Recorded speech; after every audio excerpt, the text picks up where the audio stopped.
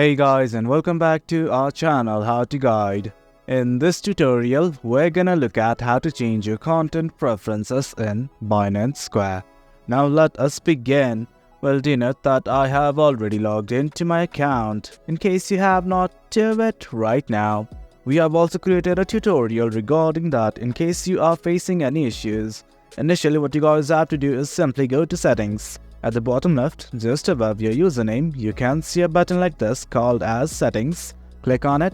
Once you do, you will be redirected to this page. From here, you can access the blocked accounts, hidden accounts and others. But right now, all you want to do is focus on this thing called as Content Preferences. Click on it, and guys, that is it.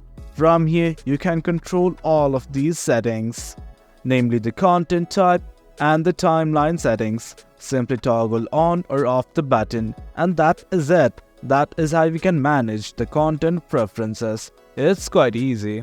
Hope you guys found this video informative, and for more content like this, do remember to hit like, share and subscribe.